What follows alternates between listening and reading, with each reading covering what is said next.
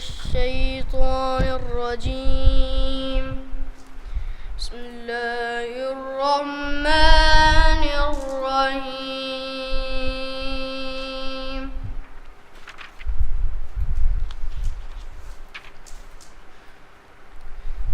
سأل سائل بعذاب واقع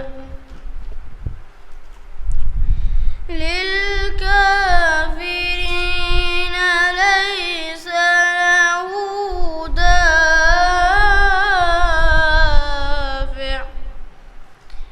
من الله ذي المعارج تعرج الملائكة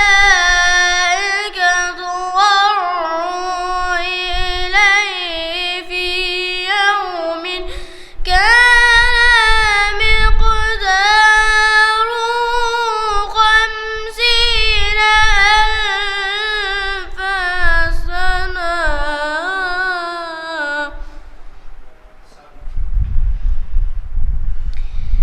فاصبر صبرا جميلا إنهم يرونه بعيدا ونراه قريبا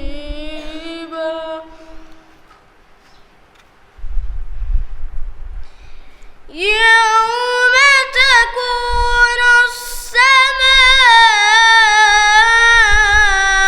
كالمهل وتكون الجبال كالعهن ولا يسأل حميم حميما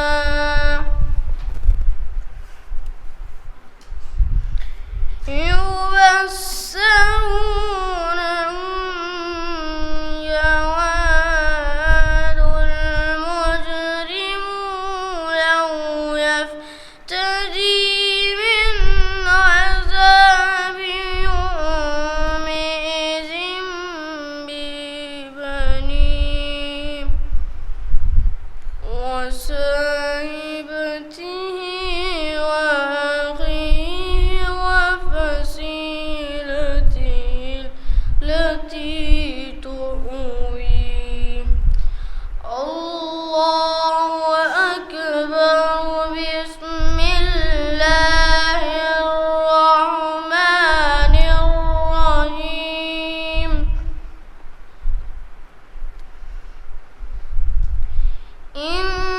إنا أعطيناك الكوثر فصل لربك وانهر إن شأنك هو الأبتر.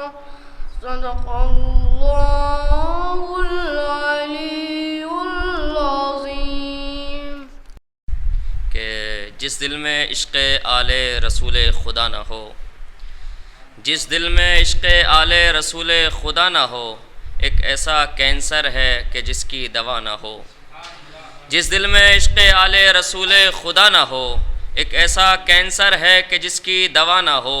فانوس بے چراغ ہے اس گھر کی زندگی، جس گھر میں جاں نماز ہو خاک شفا نہ ہو. فانوس بے چراغ ہے اس گھر کی زندگی، جس گھر میں جاں نماز ہو خاک شفا نہ ہو. بے اہل بیت پاک رسول خدا کی ذات ہے ایسا شہر جس کا کوئی راستہ نہ ہو، ہے ایسا شہر جس کا کوئی راستہ نہ ہو.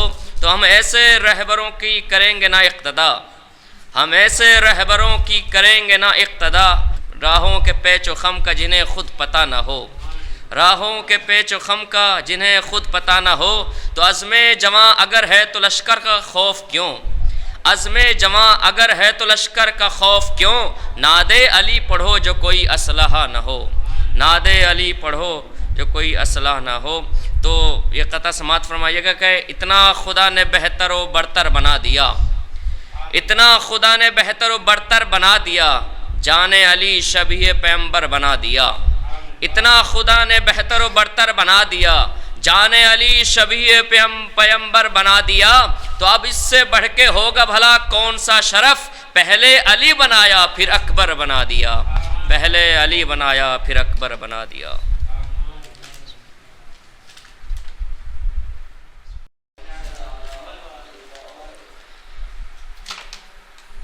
قرآن کی عظمت کے حوالے سے ابھی آپ نے قرآن کی تلاوت کی ہے اجتماعی طور پر، تو اس کا ثواب کیا ہے مد نظر رکھتے ہوئے کہ غموں کے دور کرنے کا بہت آسان نسخہ ہے،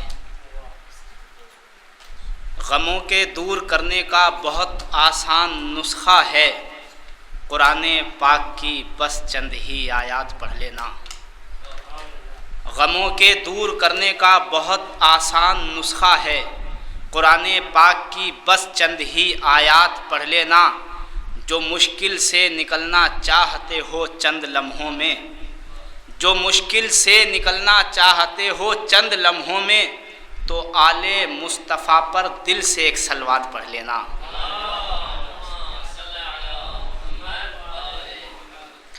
اور کربلا کے حوالے سے دیکھیں، آپ سب شب جمعہ میں کربلا جاتے ہیں نجف سے زیارت کے لیے، تو اسی حوالے سے چند اشعار کہ صورت کرب و بلا جنت دکھاتے ہیں حسین، بطور خاص دیکھیں شیخنا سیدنا، صورت کرب و بلا جنت دکھاتے ہیں حسین۔ آج جب یہ کہا جاتا ہے کہ آپ بھی کربلا آئیں، تو ہر انسان یہ کہتا ہے کہ مولا بلائیں گے تو آئیں گے۔ صورت کرب و بلا جنت دکھاتے ہیں حسین، پہلے دل میں ہو تمنا پھر بلاتے ہیں حسین۔ صورت کرب و بلا جنت دکھاتے ہیں حسین، پہلے دل میں ہو تمنا پھر بلاتے ہیں حسین۔ روضہ عباس پر آ کر زمانہ دیکھ لے، روضہ عباس پر آ کر زمانہ دیکھ لے، کس طرح سے خاک کو گوہر بناتے ہیں حسین، کس طرح سے خاک کو گوہر بناتے ہیں حسین۔ بطور خاص دیکھیں شیخنا کہ سرحدوں نے، پوری توجہ شعر پر، کہ سرحدوں نے کر دیا تھا جن محبوں کو الگ، سرحدوں نے کر دیا تھا جن محبوں کو الگ، کربلا میں ایسے بچھڑوں کو ملاتے ہیں حسین، کربلا میں ایسے بچھڑوں کو ملاتے ہیں حسین۔ سرحدوں نے کر دیا تھا جن محبوں کو الگ، کربلا میں ایسے بچھڑوں کو ملاتے ہیں حسین۔ اور جو غریبی کی وجہ سے کربلا نہ آ سکے، جو غریبی کی وجہ سے آ نہ پائے کربلا، ان کو قبروں سے اٹھا کر خود ہی لاتے ہیں حسین، ان کو قبروں سے اٹھا کر خود ہی لاتے ہیں حسین۔ کربلا جب جب بھی آتی ہے کنیزان بطول، کربلا جب جب بھی آتی ہیں کنیزان بطول، شکریہ ان کا ادا ماں سے کراتے ہیں حسین۔ جو سبیلے کربلا کے راستے میں لگ گئیں، حاصل کلام شعر ہے، شاید کسی قابل ہو، جو سبیلیں کربلا کے راستے میں لگ گئیں، کیا پتہ کس کو کہاں پانی پلاتے ہیں حسین، کیا پتہ کس کو کہاں پانی پلاتے ہیں حسین۔ جو سبیلیں کربلا کے راستے میں لگ گئیں، کیا پتہ کس کو کہاں پانی پلاتے ہیں حسین۔ کربلا کی راہ میں گرتا ہے جب زائر کوئی، اپنے ہاتھوں سے اسے جا کر اٹھاتے ہیں حسین، اپنے ہاتھوں سے اسے جا کر اٹھاتے ہیں حسین۔ جب کوئی خاتون بے اولاد آئے کربلا، جب کوئی خاتون بے اولاد آئے کربلا، اپنی مادر سے اسے وارث دلاتے ہیں حسین، کہ جو میرا زائر ہے میں اس کی لحد میں جاؤں گا، رب کعبہ کی قسم وعدہ نبھاتے ہیں حسین، رب کعبہ کی قسم وعدہ نبھاتے ہیں حسین، کہ زائروں کی کرنے خدمت خود سے کب آتے ہیں یہ، زائروں کی کرنے خدمت خود سے کب آئے ہیں یہ، ان کو پوری قوم سے چن چن کے لاتے ہیں حسین۔ اور مجلس و ماتم کا نہ رکنا یہ ثابت کر گیا، اس کرونا کے ماحول میں ابھی بھی مجلسیں جو ہو رہی ہیں، کہ مجلس و ماتم کا نہ رکنا یہ ثابت کر گیا، ساری دنیا کو ابھی تک بس چلاتے ہیں حسین۔ کہ شکر کے سر کٹا کے میں ہوں زندہ اور قاتل مر گیا، سر کٹا کے میں ہوں زندہ اور قاتل مر گیا، نو کے نیزہ کی بلندی سے بتاتے ہیں حسین کہ سر جھکائے تخت پر ظالم ہے میں نیزے پہ ہوں، سر بلندی میری قسمت ہے بتاتے ہیں حسین۔ اور ایک مصرع بھی نہیں لکھ پائے گا بابر کبھی، ایک مصرع بھی نہیں لکھ پائے گا بابر کبھی، یہ کرم ہے لطف ہے مجھ سے لکھاتے ہیں حسین، یہ کرم ہے لطف ہے مجھ سے لکھاتے ہیں حسین۔ انہی مصروں کے زیر سایہ بڑے ادب اور احترام سے میں گزارش گزار ہوں عالی جناب مولانا علی رضا کاظمی نجفی صاحب کی خدمت میں، وہ آئیں رونق منبر ہوں اور فضائل آل محمد علیہ الصلوۃ والسلام سے ہمارے قلوب کو منور فرمائیں۔ صلوات پڑھیں بر محمد و آل محمد۔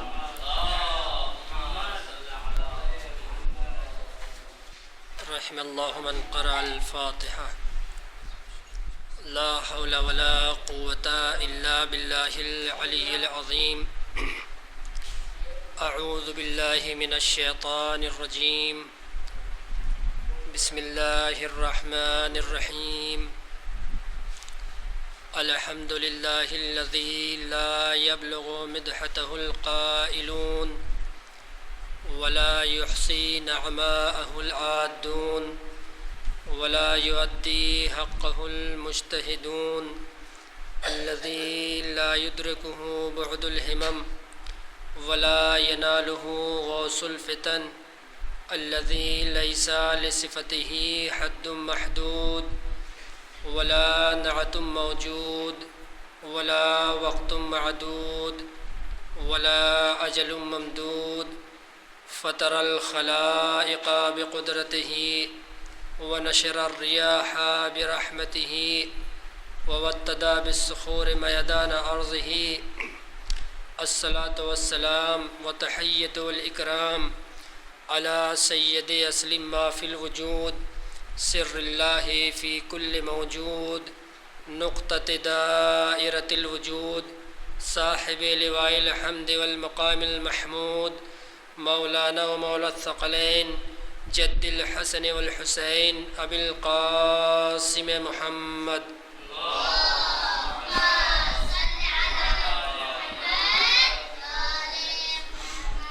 وعلى أهل بيته الطيبين الطاهرين المعصومين المظلومين المنتجبين المنتخبين، ولعنة الله على أعدائهم أجمعين من الآن إلى قيام يوم الدين۔ اللهم خص أنت أول ظالم باللعن مني، وابدأ به أولا ثم الثاني والثالث والرابع۔ اللهم لعن يزيد خامسة، ولعن عبيد الله بن زياد وابن مرجانة وعمر بن سعد وشمرة وآل أبي سفيان وآل زياد وآل مروان إلى يوم القيامة۔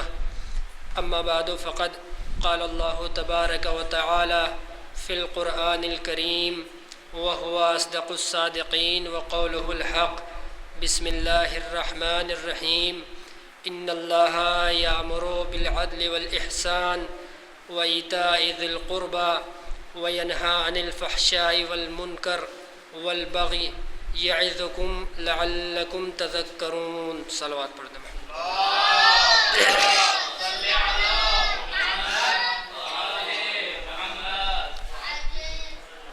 حاضرین گرامی قدر، ماتمداران سرکار سلطان کربلا، موالیان حیدر کرار، میں نے جس آیہ کریمہ کی تلاوت کا شرف حاصل کیا ہے وہ قرآن مجید کے سورہ نحل کی آیت نمبر 90 ہے۔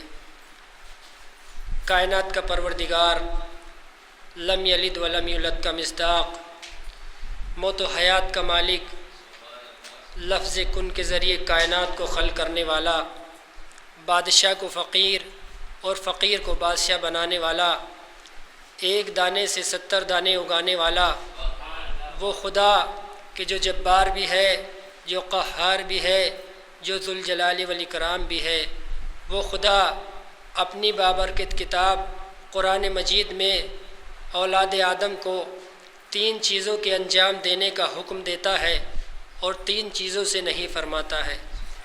ارشاد رب العزت ہو رہا ہے کہ تم اپنی زندگی میں عدل سے کام لو۔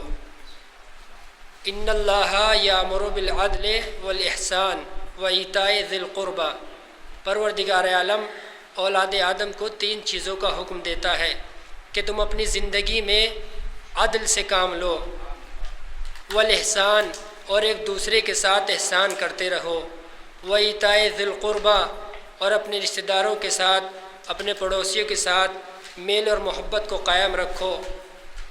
اور 3 چیزوں کو پروردگار عالم نے منع فرمایا ہے۔ ارشاد ہوتا ہے وَيَنْهَا عَنِ الْفَحْشَاءِ وَالْمُنْكَرِ وَالْبَغْيِ يَعِظُكُمْ لَعَلَّكُمْ تَذَكَّرُونَ، پروردگار عالم 3 چیزوں سے اولاد آدم کو روکتا ہے۔ کہا کہ تم خواہشات نفسانی کی پیروی نہ کرنا، اور نہیں عن المنکر کا حکم دیتے رہنا، والبغی، اور سرکشی سے بچنا۔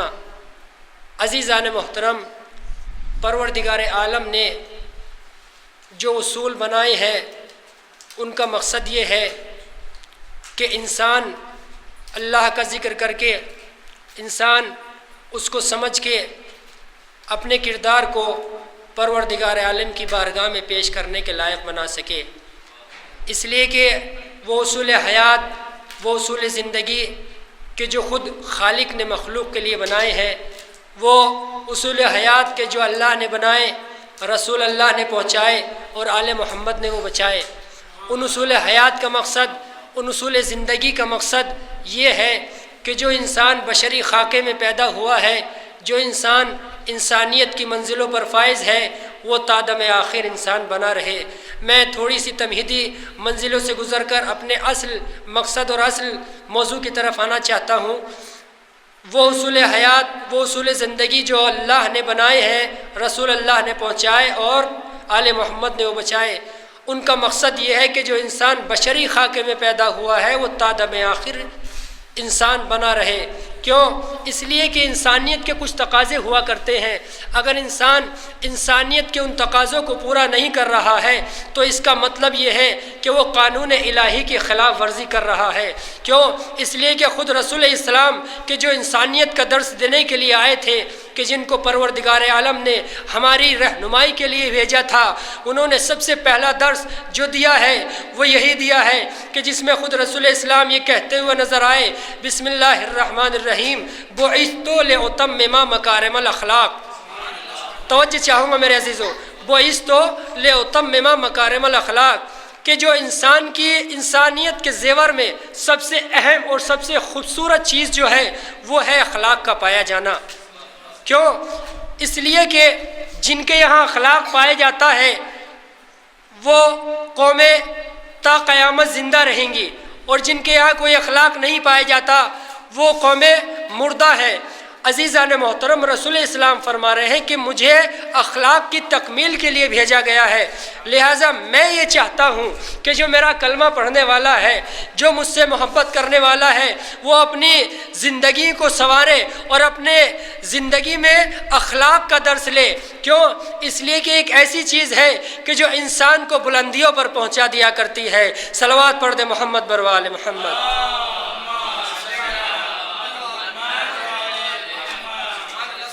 عزیزان محترم، بہت ہی سب سے پہلے میں یہ بات عرض کر دینا ضروری سمجھتا ہوں کہ یہاں پر علماء کرام کا مجمع ہے، افاضل نجف تشریف فرما ہے، اور ہمارے استاد محترم مولانا نور محمد ثالثی صاحب قبلہ بھی تشریف فرما ہے، لہٰذا جو درس میں نے یاد کیا ہے اس کو سنانے کی کوشش کر رہا ہوں۔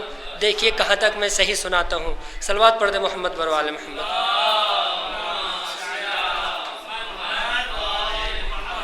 تو رسول اسلام نے فرمایا کہ جو میرا چاہنے والا ہے، جو میرا کلمہ پڑھتا ہے، میں یہ چاہتا ہوں کہ وہ اپنی زندگی میں اپنی زندگی میں اخلاق سے کام لے، اخلاق کو اپنے نفس میں ڈھال لے۔ کیوں؟ اس لیے کہ رسول اسلام نے فرمایا بعثت لأتمم مکارم الاخلاق، کہ مجھے اخلاق کی تکمیل کے لیے بھیجا گیا ہے، تو وہ رسول کہ جس نے ہمیں اخلاق کا درس دیا ہے، آئیے اس کے اخلاق کو بھی دیکھ لیتے ہیں کہ رسول کے اخلاق کی منزل کیا ہے، رسول اسلام کے اخلاق کا رتبہ کیا ہے، اس کی شان کیا ہے۔ جب رسول اسلام کے اخلاق کی بات آئی تو قرآن مجید یہ کہتا ہوا نظر آیا، بسم اللہ الرحمن الرحیم، انک لعلی خلق عظیم، کیا میرے رسول ہم نے آپ کو عظیم ترین درجے پر، اخلاق کے عظیم ترین درجے پر فائز کر دیا۔ عزیزان محترم، جب یہ آیت نازل ہوئی تو صحابہ کرام میں سے کسی صحابی سے ایک شخص نے پوچھ لیا کہ اخلاق رسول کی حد کیا ہے اور اس آیت کی تفسیر کیا ہے؟ تو جو اپنے کو صحابہ رسول کہتے تھے، جو اپنے کو رسول کے صحابی کہلاتے تھے، انہوں نے کہا کہ ہم اس قرآن کی اس آیت کی تفسیر نہیں بتا سکتے۔ کہا تو پھر کون بتائے گا؟ توجہ میرے عزیزو، کہا تو پھر کون بتائے گا اس آیت کی تفسیر؟ کہا اس آیت کی تفسیر وہ بتائے گا کہ جو حامل قرآن ہے۔ اس آیت کی تفسیر وہ بتائے گا کہ جو حامل قرآن ہے۔ اگر اس آیت کی تفسیر معلوم کرنی ہے تو اس سے معلوم کرو کہ جو راسخون فی العلم بن کے دنیا میں آیا ہے، جو راسخون فی العلم بن کے دنیا میں آیا ہے، اگر قرآن کی اس آیت کی تفسیر معلوم کرنا ہے تو علی مرتضیٰ سے رابطہ قائم کرو۔ کیوں؟ اس لیے کہ وہ ہے کہ جو بہترین قاری قرآن ہے، اور وہ ہے علی مرتضیٰ، وہ ہے کہ جنہوں نے قرآن کے نزول سے کئی برس پہلے قرآن کو پڑھ دیا، جنہوں نے قرآن نازل بھی نہیں ہوا تھا، علی نے دست نبی پر قرآن کی تلاوت کر کے بتا دیا کہ میرے بارے میں دو چیزوں میں سے ایک چیز کو ماننا پڑے گا، یا تو یہ مانو کہ میں لوح محفوظ کا مطالعہ کر کے آیا ہوں، یا یہ مانو کہ جو میں بولتا جاتا ہوں وہ قرآن بنتا چلا جاتا ہے۔ صلوات پڑھ دے محمد بروال محمد۔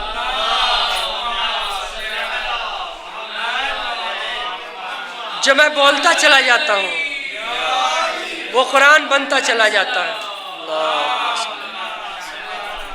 اس لیے کہ میرے عزیزو، قرآن کی آیتیں اور قرآن کی تفسیر اور قرآن کا صحیح مطلب، قرآن کا صحیح ترجمہ اور صحیح مقصد پروردگار وہی بتا سکتے ہیں کہ جن کو پروردگار عالم نے خود قرآن پڑھایا ہو، جو عرش الہی سے پڑھ کر آئے ہوں، وہی قرآن کا صحیح مطلب بتائیں گے، وہی قرآن کی صحیح تفسیر بتائیں گے، وہی قرآن کا صحیح مقصد اور مطلب بتائیں گے، وہی قرآن کا کیا مطلب ہے اور مقصد پروردگار وہی بتائیں گے۔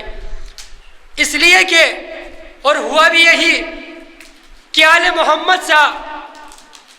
محمد نے جیسا قرآن پڑھا نہ ایسا قرآن کوئی پڑھ سکتا، اور آل محمد نے جیسا قرآن سمجھایا نہ ایسا قرآن کوئی سمجھا سکتا ہے۔ جہاں تک آل محمد کے قرآن کی تلاوت کی بات ہے تو قرآن میں ارشاد ہوتا ہے، بسم اللہ الرحمن الرحیم، الذین آتیناہم الکتاب یتلونہ حق تلاوتہ، کہ کچھ ہستیاں ایسی ہے کہ جن کو ہم نے قرآن عطا کیا، وہ قرآن کا صحیح تلاوت کرتے ہیں، اور وہ قرآن کی ایسی تلاوت کرتے ہیں کہ جیسی تلاوت کرنے کا حق ہے۔ تو آل محمد نے جیسا قرآن پڑھا ایسا نہ کوئی قرآن پڑھ سکتا ہے اور نہ کوئی سمجھا سکتا ہے۔ کیوں؟ اس لیے کہ ہوا بھی یہی کہ قرآن بہت سو کے ہاتھوں میں رہا اور لوگ قرآن کو سمجھنے کے لیے الگ الگ دروازے پر بھٹکتے رہے۔ نتیجہ یہ نکلا کہ کسی نے قرآن کو صحیح سمجھا اور کسی نے غلط سمجھا۔ جس نے قرآن کو صحیح سمجھا اس نے صحیح سمجھایا، اور جس نے قرآن کو غلط سمجھا اس نے غلط سمجھایا۔ نتیجہ یہ ہوا کہ جو قرآن ہمیں ہدایت دینے کے لیے آیا تھا، جب اس کو صحیح طرح سمجھ نہ پائے تو پھر جو لوگ ہدایت پانے کے بجائے گمراہیوں میں چلے گئے۔ کیوں؟ اس لیے کہ خود صادق آل محمد امام جعفر صادق علیہ السلام، امام جعفر صادق علیہ السلام نے ارشاد فرمایا کہ قرآن کی جو آیات ہیں، قرآن کے جو آیتیں ہیں، ہر آیت کا ایک الگ مطلب ہے، ہر آیت کا ایک الگ معنی ہے۔ اور خود رسول اسلام نے بھی ارشاد فرمایا کہ پروردگار عالم نے جو قرآن مجید کو نازل کیا ہے تو قرآن مجید کو پروردگار عالم نے 4 حصوں میں نازل کیا ہے۔ توجہ میرے عزیزو، قرآن مجید کو پروردگار عالم نے 4 حصوں میں نازل کیا ہے۔ قرآن مجید کا ایک حصہ وہ ہے کہ جس میں ہم آل محمد کا تذکرہ کیا گیا ہے، اور قرآن مجید کا دوسرا حصہ وہ ہے کہ جس میں ہمارے دشمن کو پہچانوایا گیا ہے کہ ہمارے دشمن کون ہے، اور قرآن مجید کا تیسرا حصہ وہ ہے کہ جس میں حلال و حرام کو بتایا گیا ہے، اور قرآن مجید کا چوتھا حصہ وہ ہے کہ جس میں احکام کو بیان کیا گیا ہے۔ عزیزان محترم، آپ جب قرآن کا مطالعہ کریں گے اور قرآن کو بغور پڑھیں گے تو آپ کو ملے گا کہ قرآن مجید میں بہت سارے انبیاء کا ذکر ہوا ہے۔ کہیں پر جناب آدم کا ذکر ہوا تو کہیں پر جناب عیسیٰ کا ذکر ہوا، کہیں پر جناب زکریا کا ذکر ہوا، کہیں پر جناب یعقوب کا ذکر ہوا تو کہیں پر جناب شعیب کا ذکر ہوا۔ بہت سارے انبیاء کا قرآن مجید میں تذکرہ ہوا، لیکن قرآن مجید میں جو انبیاء کا تذکرہ ہوا ہے وہ مکمل طریقے سے تذکرہ نہیں ہوا، بلکہ تھوڑی تھوڑی حالات زندگی کو بیان کیا گیا ہے۔ جناب آدم کی تھوڑی سی زندگی کو بیان کیا گیا، جناب عیسیٰ کی تھوڑی سی حالات زندگی کو بیان کیا گیا۔ جب سوال کیا گیا کہ قرآن مجید میں انبیاء کا جو تذکرہ آیا ہے وہ مکمل طریقے سے کیوں نہیں آیا، تو ہمیں جواب یہ ملا چونکہ قرآن مجید ہے قانون کی کتاب، چونکہ قرآن مجید ہے قانون کی کتاب، لہٰذا قرآن مجید قصے اور کہانیوں کی کتاب نہیں ہے، قرآن مجید قانون کی کتاب ہے۔ لہٰذا جس نبی کا بھی ذکر ہوا وہ مختصر طریقے سے ذکر ہوا۔ اگر قرآن مجید قانون کی کتاب نہ ہوتا، اگر قرآن مجید قصے اور کہانیوں کی کتاب ہوتا تو پھر اس میں مکمل طریقے سے انبیاء کا ذکر ہوتا، لیکن چونکہ قانون کی کتاب ہے لہٰذا مختصر طریقے سے قرآن مجید میں انبیاء کا ذکر ہوا۔ اب توجہ فرمائیے گا میرے عزیزو، جناب آدم کی زندگی کے واقعے کو، جناب آدم کے حالات کو قرآن مجید میں اس لیے ذکر کیا گیا تاکہ پروردگار عالم یہ بتانا چاہتا ہے کہ دیکھو ہم آدم کا ذکر قرآن مجید میں اس لیے کر رہے ہیں تاکہ دنیا والے سمجھ لیں کہ خلافت کا اختیار اللہ کو ہے، بندوں کو نہیں ہے۔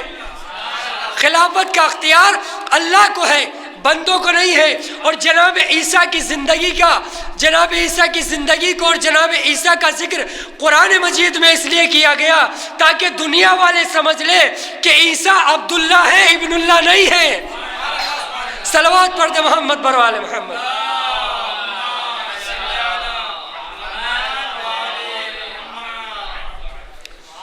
تاکہ دنیا والے سمجھ لے کہ عیسیٰ عبداللہ ہے، ابن اللہ نہیں ہے۔ تو عزیزان محترم، جہاں پر قرآن کا یہ پہلو ملتا ہے کہ قرآن نے مختصر طریقے سے انبیاء کا ذکر کیا، وہیں پر ہمیں کچھ اور بھی نظر آتا ہے، اور وہ یہ ہے کہ جب آپ قرآن کو بسم اللہ کی بے سے لے کے والناس کے سین تک پڑھیں گے تو ہر جگہ پر قرآن کے ہر سورے میں اور ہر آیت میں پروردگار عالم نے آل محمد کے ذکر کو بھی رکھا ہے، آل محمد کے ذکر کو بھی رکھا ہے۔ ادھر انبیاء کا مختصر ذکر اور ادھر آل محمد کا مکمل ذکر۔ کوئی سورہ اور کوئی آیت ایسی نہیں ہے کہ جس میں آل محمد کا ذکر نہ کیا گیا ہو۔ آل محمد نے سجدہ کیا تو اللہ نے سجدے کا اعلان کر دیا، آل محمد نے رکوع کیا تو اللہ نے رکوع کا ذکر کر دیا، آل محمد نے جنگ کی تو قرآن مجید میں جنگ کا تذکرہ آ گیا، کأنہم بنیان مرصوص۔ آل محمد نے رکوع کیا تو قرآن مجید میں رکوع کا ذکر آ گیا، انہوں نے انگوٹھی دی تو قرآن میں انگوٹھی کا ذکر آ گیا، انہوں نے یتیموں کو کھانا کھلایا تو یتیموں کا ذکر آ گیا، سورہ دہر مکمل نازل ہو گئی۔ غرض کے جتنی بھی آل محمد نے عمل انجام دیے وہ قرآن کے دامن میں سمٹتا چلا گیا۔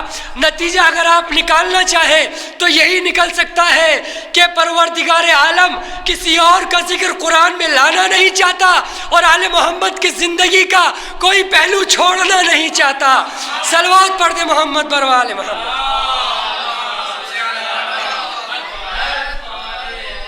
آل محمد کی زندگی کا کوئی ذکر، کوئی پہلو چھوڑنا نہیں چاہتا۔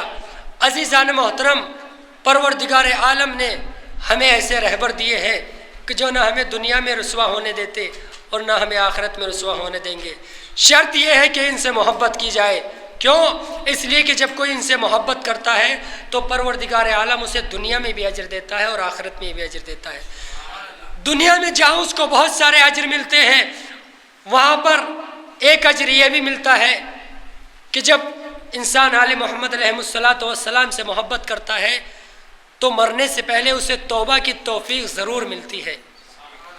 جب کوئی دنیا میں آل محمد علیہ الصلاۃ والسلام سے محبت کرتا ہے تو مرنے سے پہلے اسے توبہ کی توفیق ضرور دیتا ہے پروردگار عالم۔ آئیے میں آپ کو لے کر چلتا ہوں تاریخ کی اس وادی میں کہ جہاں پر رسول اسلام منبر پر تشریف فرما ہے اور چاہنے والے آپ کے ارد گرد بیٹھے ہوئے ہیں، رسول خطبہ دے رہے ہیں اور تمام لوگ ہمتن گوش ہیں، تمام لوگ ہمتن گوش ہے۔ توجہ چاہوں گا میرے عزیزو، تمام لوگ ہمتن گوش ہے۔ اب سب سے پہلے میں آپ کی خدمت میں یہ واضح کر دوں کہ ہمتن گوش ہونے کے لیے کچھ چیزوں کی ضرورت ہوتی ہے۔ کب کہا جاتا ہے کہ انسان ہمتن گوش ہے؟ عزیزان محترم، اس وقت کہا جاتا ہے انسان ہمتن گوش ہے کہ جب انسان،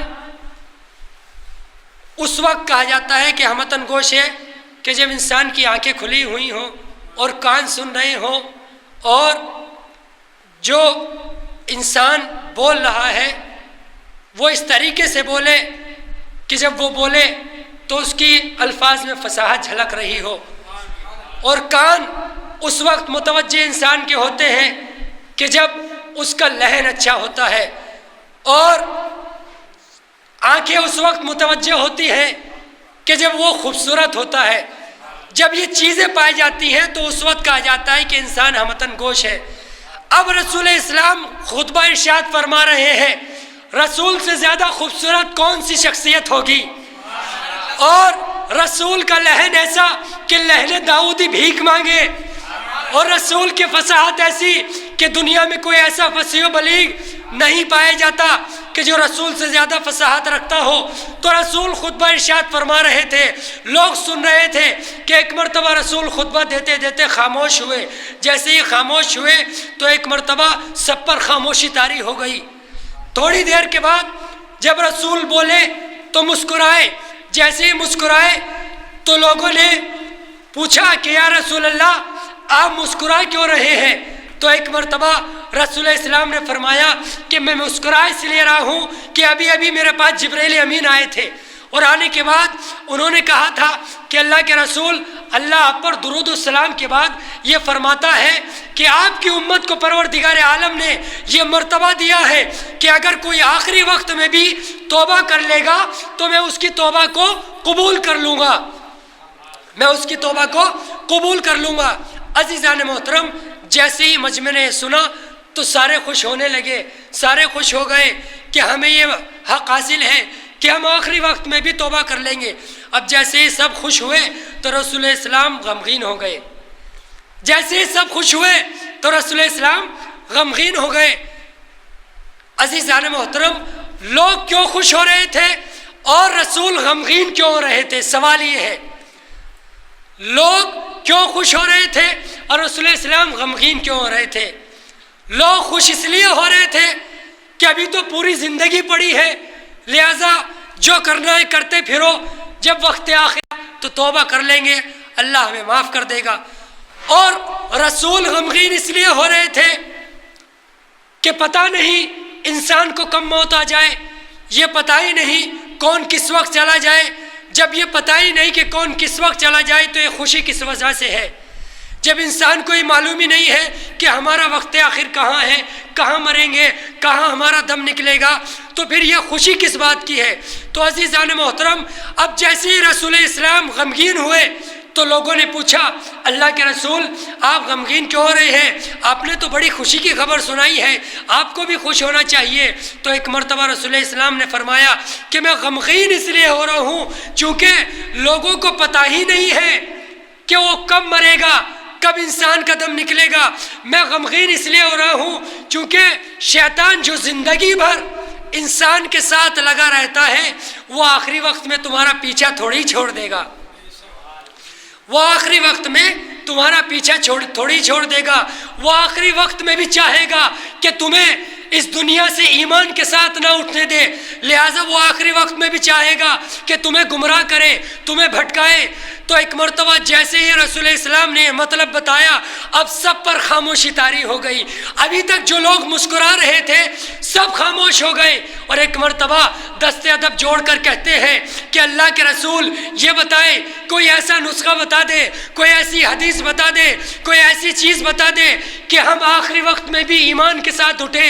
تو ایک مرتبہ رسول اسلام نے مسکرا کے فرمایا من ماتا علی حب آل محمد ماتا شہیدہ، کہ تم آل محمد سے محبت کرو، آل محمد سے محبت لے کر دنیا سے اٹھو، علی تمہارے سراہنے آ جائیں گے، شیطان آنے ہی نہیں پائے گا. صلوات پڑھ دے محمد بر والے محمد.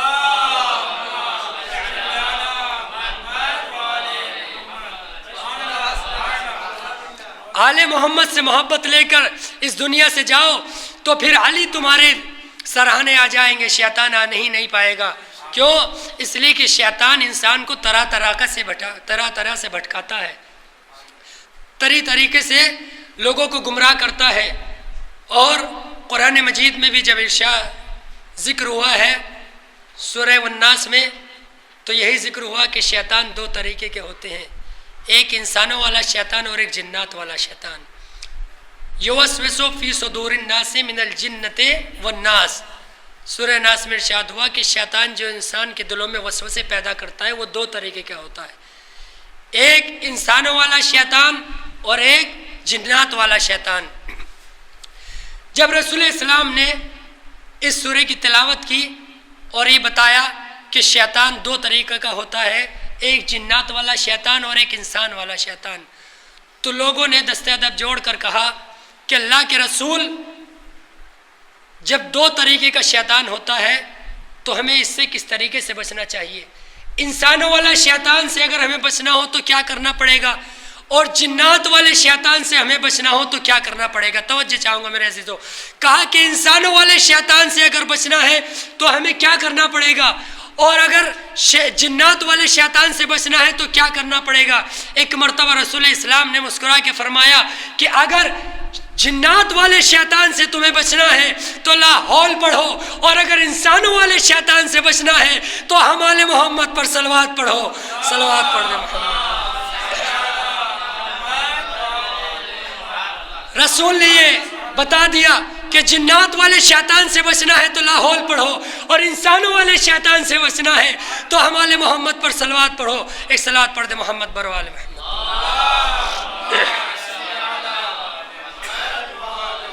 بس میرے عزیزو آخری بات ہے اور اس کے بعد میں اپنی مجلس کو اختتامی منزلوں پر لے کر آؤں گا. تو کیا فرمایا کہ اگر انسانوں والے شیطان سے بچنا ہے تو ہمارے محمد پر صلوات پڑھو. عزیزان محترم، صلوات کی بے پناہ فضیلت ذکر کی گئی ہے اور بے پناہ اس کے فضائل بھی ہیں. کتاب کا نام ہے القطرہ، آیت اللہ مستنبط کی ہے، اور اس میں انہوں نے ارشاد فرمایا، لکھا کہ رسول اسلام نے ارشاد فرمایا، رسول اسلام فرماتے ہیں کہ ایک دن میں نے خام میں اپنے چچا جناب حمزہ ابن عبد المطلب اور اپنے بھائی جناب جعفر طیار ابن عبد المطلب کو خام میں دیکھا. کیا فضیلت ہے صلوات کی، سماعت فرمائیں. رسول اسلام فرماتے ہیں کہ میں نے خام میں دیکھا اپنے چچا جناب حمزہ کو اور اپنے بھائی جناب جعفر طیار کو کہ ان کے سامنے بیر کا ایک طبق رکھا ہوا ہے اور انہوں نے اس طبق میں سے تھوڑے سے بیر کھائے. جیسے ہی تھوڑے سے بیر کھائے تو جو باقی بیر اس طبق میں بچے تو فوراً انم میں تبدیل ہو گئے. وہ بیر فوراً انم میں تبدیل ہو گئے، انگور میں تبدیل ہو گئے.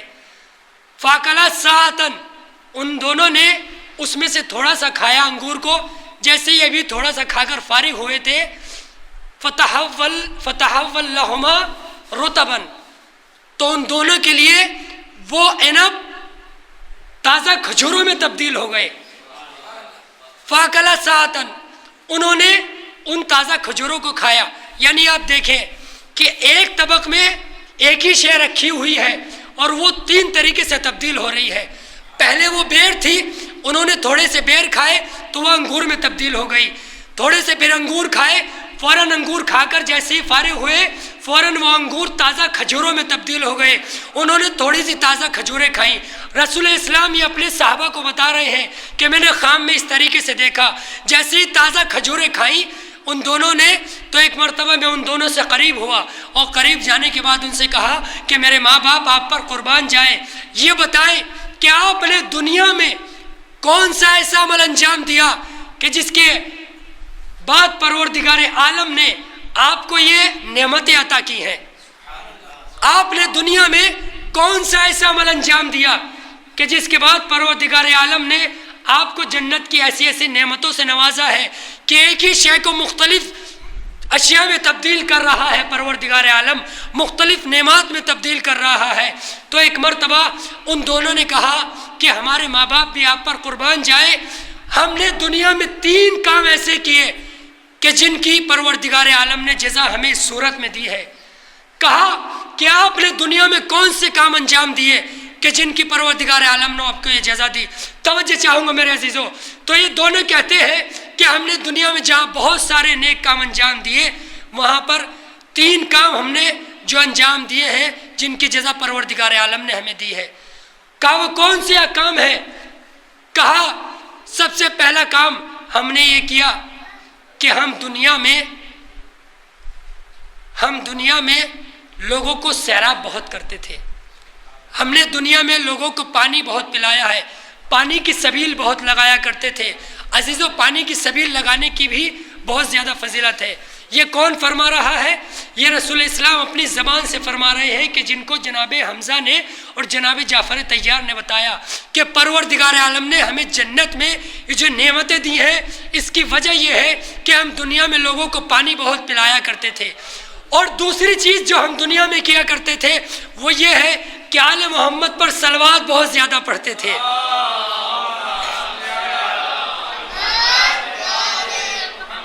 اور تیسری چیز جس کے صدقے میں ہمیں پروردگار عالم نے یہ نعمتیں دی ہیں وہ ہے ولایت آل محمد علیہم الصلاۃ والسلام.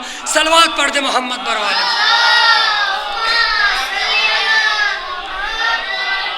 لہٰذا اگر کوئی انسان یہ چاہتا ہے کہ پروردگار عالم اسے جنت میں اس طرح کی نعمتیں عطا کرے تو اس کو بھی چاہیے کہ جہاں بہت سارے کام انجام دے وہاں پر یہ 3 کام بھی انجام دے. پانی کی سبیل بھی زیادہ سے زیادہ لگائے اور صلوات بھی آل محمد پر زیادہ سے زیادہ پڑھے اور ولایت آل محمد بھی اپنے دل میں رکھے. صلوات پڑھ دے محمد پر وآل محمد. عزیزو، آپ نے دیکھا ہوگا دنیا میں جو آل محمد سے محبت کرتے ہیں وہ کوئی کام کرے یا نہ کرے، لیکن جب محرم آتا ہے تو پانی کی سبیل سب سے زیادہ لگاتے ہیں. کیوں؟ اس لیے کہ اس کا ثواب بھی بے پناہ ہوتا ہے. صلوات پڑھ دے محمد پر والے.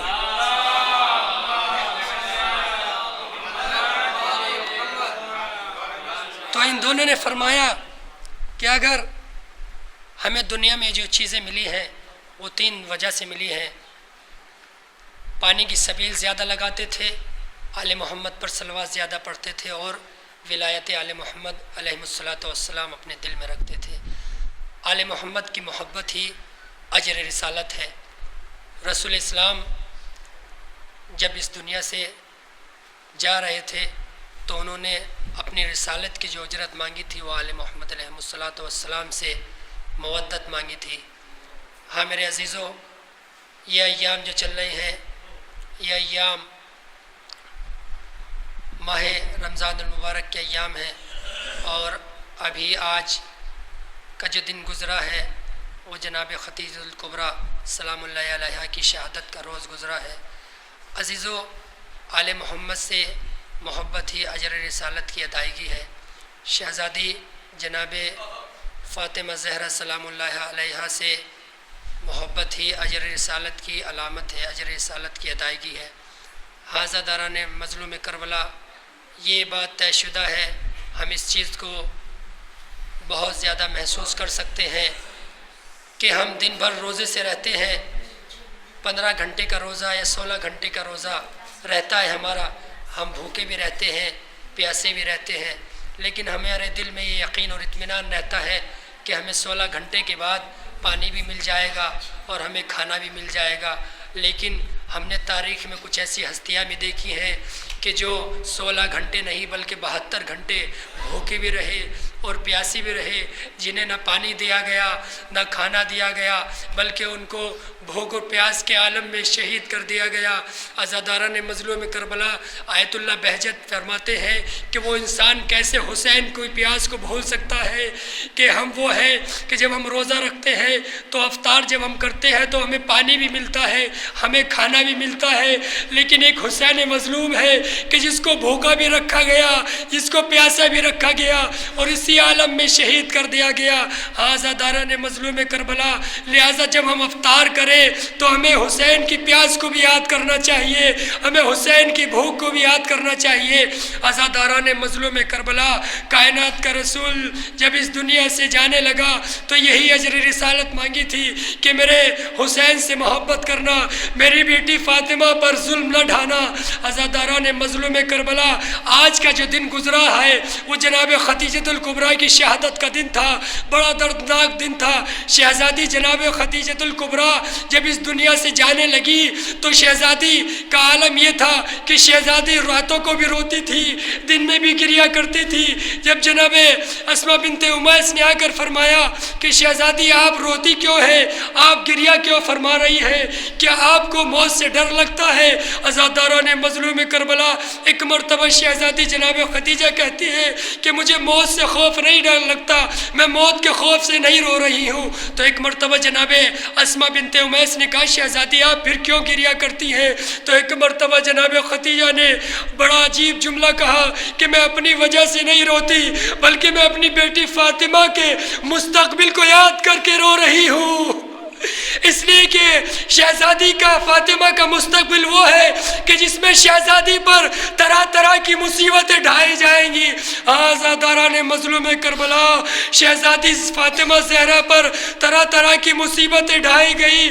میری شہزادی دربار سے جب خالی ہاتھ واپس آئی اور صحن خانہ میں جیسے ہی قدم رکھا تو ایک مرتبہ جناب امیر آگے بڑھے اور آگے بڑھنے کے بعد کہا کہ فاطمہ کیا تمہیں حق مل گیا؟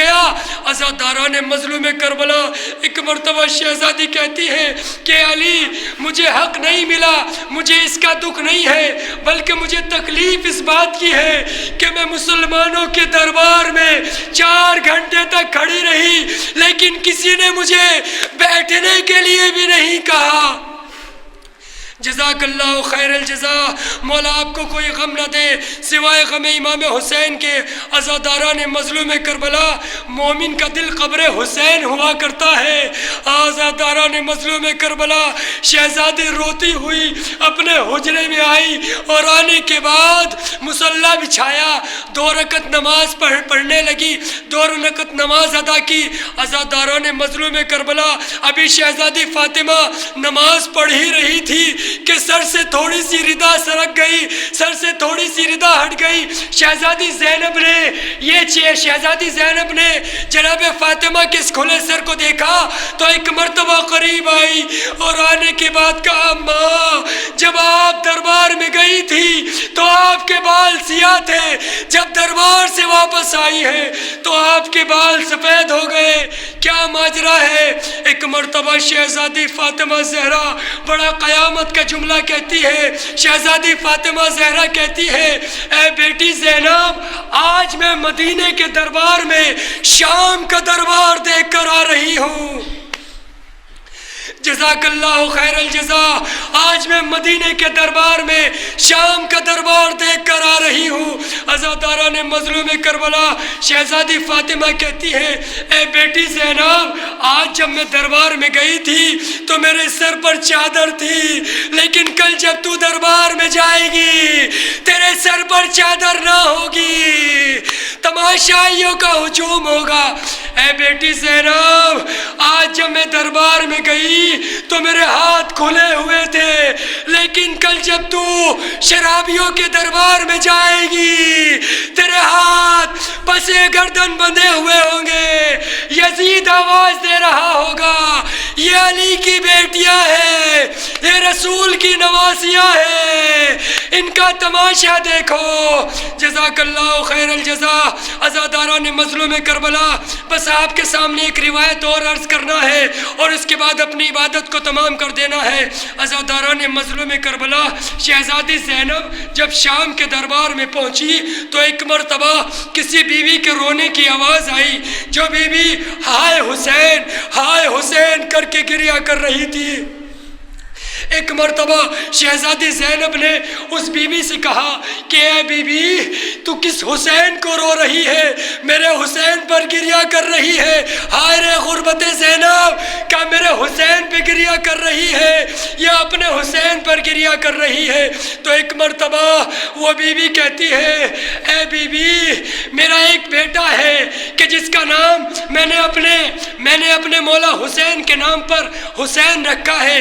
میرا ایک چھوٹا بیٹا ہے کہ جس کا نام حسین ہے، وہ اس جم غفیر میں، اس بھیڑ میں آیا تھا، گم ہو گیا ہے، نہیں مل رہا ہے۔ عزاداران مظلوم کربلا، ایک مرتبہ شہزادی زینب اس مومنہ سے کہتی ہے کہ تو اپنے گھر واپس چلی جا، تیرا بچہ گھر پہنچ گیا۔ وارے اختیار زینب، ایک مرتبہ جیسے ہی شہزادی زینب نے کہا کہ تو اپنے گھر واپس چلی جا، تیرا بچہ گھر پہنچ گیا ہے، عزاداران مظلوم کربلا، اگر آپ جملہ سمجھ گئے تو بہت روئیں گے۔ وہ بی بی گھر میں آئی تو کیا دیکھا کہ اس کا بچہ گریہ کر رہا ہے۔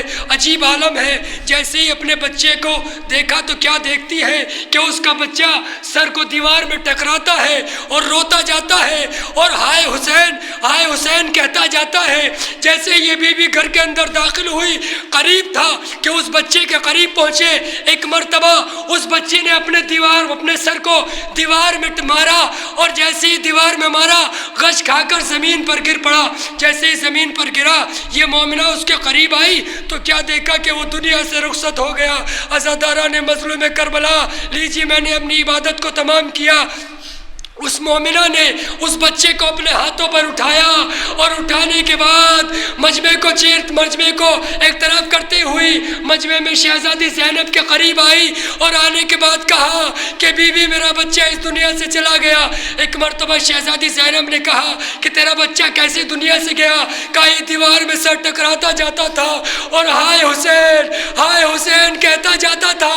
ایک مرتبہ جیسے ہی جناب زینب نے اس سے یہ جملے سنے، شہزادی زینب نے جناب سید سجاد کی طرف اشارہ کیا۔ مولا سید سجاد نے اس کے چہرے پر ہاتھ پھیرا، اس کا بیٹا زندہ ہو گیا۔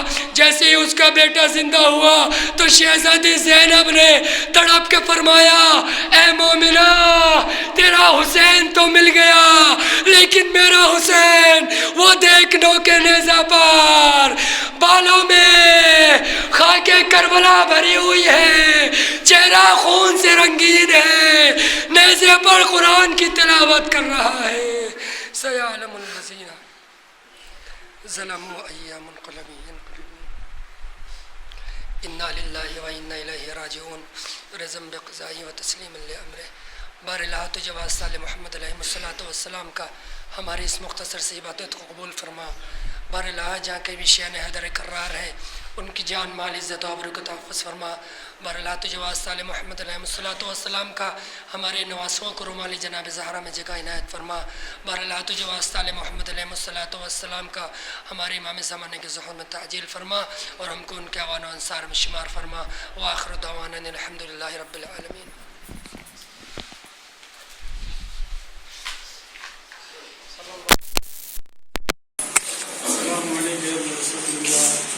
السلام علیکم السلام علیکم